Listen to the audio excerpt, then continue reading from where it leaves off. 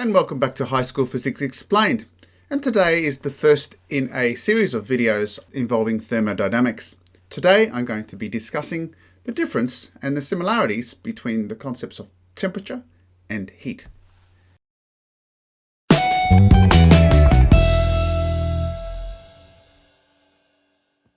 So let's start first of all by relating to a common experience. You place your pizza in the oven and you cook it at 200 degrees Celsius. And when you open the door, it's warm. You can put your hand in it relatively easily. The crust seems warmer, but when you bite into your pizza, although the pineapple is hot, you'll find that the cheese is hotter still. And yet the air, the pizza base, the cheese, and the pineapple are all the same temperature, 200 degrees. And yet you experience the burning only from the cheese. So what's going on? But before we go on, we need to have an understanding of the concept called internal energy. And what is internal energy?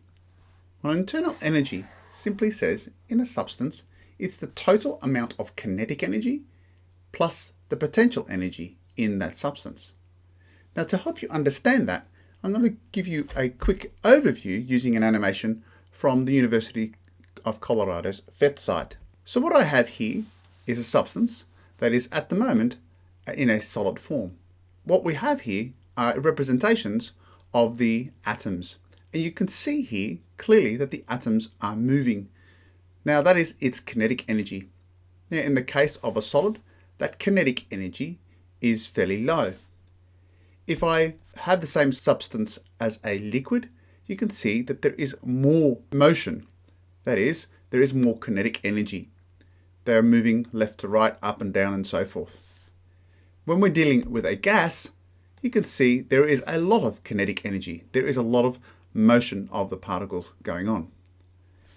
But jumping back to our solid state, that isn't the only energy within this substance.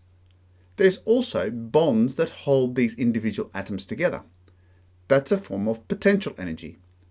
And depending on the substance we deal with, whether it is something here made up of one element, this is representing oxygen, or let's say we deal with water, where we have obviously different atoms at play here, then not only do we have kinetic energy, but we also have potential energy, energy that is stored within the atoms themselves or stored between the atoms. So understand that all substances have internal energy involved, kinetic and potential. Now, what is the unit and symbol that we use for internal energy? Well, the symbol is U, and the unit, because it's energy, is the joule. So now we're in a position to start talking a little bit about temperature. And what is temperature? Well, temperature is proportional to the average kinetic energy of a molecular's translational motion. So I want you to equate temperature with the concept of kinetic energy, but it's not the total kinetic energy, it is simply the kinetic energy of a single molecule. And so let's again use that animation to give us a deeper understanding of what's going on. If I go to our substance that is moving over here, you can see that I have a reasonable amount of kinetic energy. And that kinetic energy is related to the temperature. If I heat the substance up, like so, the temperature increases, and what will happen is my particles will start moving faster.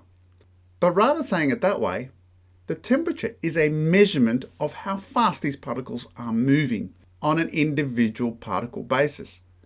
Although I have lots of particles here, if I have one particle here with the same amount of kinetic energy as each of the other particles here, then the temperature is exactly the same. The number of particles is not a factor here. It's simply how much energy does each individual particle have. Whether I have 1 or a billion, if they all have the same individual kinetic energy, we say that the temperature is the same. So in a sense, I could have two substances with the same temperature, but have different internal energies simply because there are simply more particles in that substance. So how do we measure temperature? Well, temperature, of course, traditionally has been measured by the use of a thermometer, which was developed over the last couple of hundred years. We have the Celsius scale, and of course we have the Fahrenheit scale. And the Celsius scale places 0 degrees Celsius as the point where water freezes, and water boiling at 100 degrees. The Fahrenheit scale has water freezing at 32 degrees Fahrenheit and at 212 degrees Fahrenheit. The problem with both of these scales, of course, is that they both allow for negative values. Since temperature is a measure of the average kinetic energy per particle, and since energy cannot be a negative value, these scales are incorrect because we can't have negative values for temperature. So what we need is a new scale. The new SI standard for temperature becomes the Kelvin. And the Kelvin is simply a scale that starts with 0, which is the place where we have no kinetic energy. The particles are completely at rest, and therefore every subsequent temperature is a value that is a positive value above that 0. You can't get below 0 in terms of Kelvin because it is a measurement of the kinetic energy. As you can see, that the Kelvin scale is simply a translation of the Celsius scale. In other words, the value is simply 273.15 above the Celsius scale. So for example, 0 Kelvin is equivalent to minus 273.15 degrees Celsius. The point where water goes from solid to liquid at 0 degrees Celsius is now 273.15 positive Kelvin. So now let's talk about heat. And what is heat? Well, heat is the energy transfer that occurs when two substances are in thermal contact and have differing temperatures. Now let's explain this first. Heat isn't about what's inside a substance. Heat is about energy transfer. So in other words, it's incorrect to say there is a certain amount of heat inside a substance.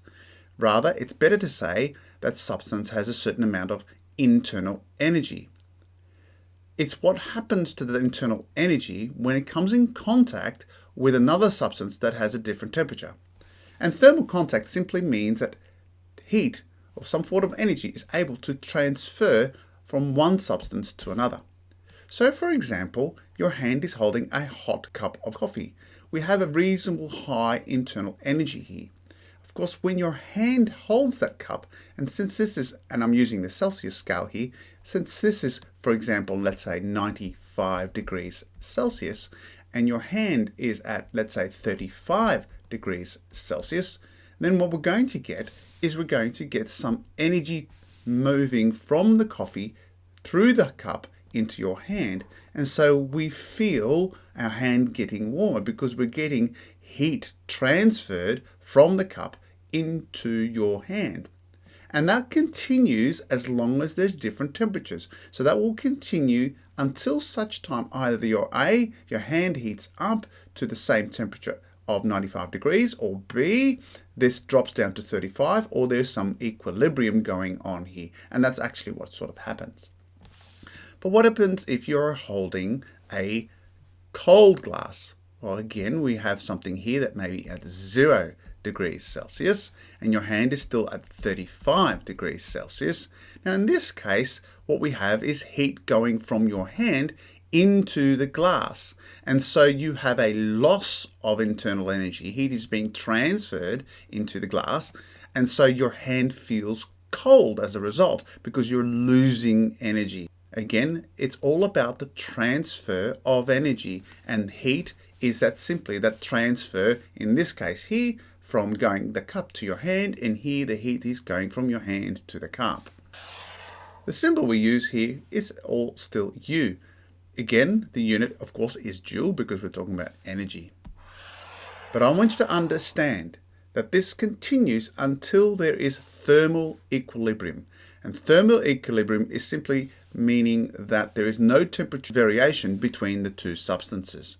So you will have no heat if, for example, the glass was at 35 degrees, because the 35 degrees of the liquid and the 35 degrees of your hand would mean that they are in equilibrium, and as a result, you would have no energy being transferred from one substance to the other. So let's clarify that a little bit more. So let's have a look at these two substances here. I have a substance at 50 degrees and a substance at 20 degrees. Now, of course, what will happen is if these two substances are the same material, we're going to have a transfer of heat from one substance to the other until there is an equilibrium. And that equilibrium, assuming these substances are made up of the same material and of course are exactly the same volume, what we're going to get, of course, is we're going to get a transfer until there is an equilibrium, and that equilibrium most likely will be 35 degrees, which is sort of halfway in between. This will drop 15 degrees, this will increase 15 degrees. But of course, if I change the size of this, then what will happen is, because this is simply larger in volume, then although the temperature is still 50 degrees, remember it's still the same amount of kinetic energy per particle, so to speak, I have actually more internal energy because I have more particles. And so it's more than likely that although this will drop, this will increase much more significantly. One way to think about it is these two substances. So here I have liquid iron being poured into these molds. In this case, I have iron that is at 1000 degrees Celsius. Remember, this is about the average kinetic energy per molecule. And heat, of course, is being transferred from the liquid iron into these molds. But if I take a sparkler, and you're all familiar with sparklers, and I ask myself, what is the temperature of the burning stick? Then the temperature is still 1000 degrees. And of course, the heat in this case is being transferred from the sparkles and into the atmosphere and so forth. But because I have significantly less matter, then I'm going to have a lower internal energy than I have in this case. Therefore, I have less heat transfer. So in summary, we can say that heat is about the total energy, temperature is about the average energy. But this statement is a little bit simplistic and has some inaccuracies.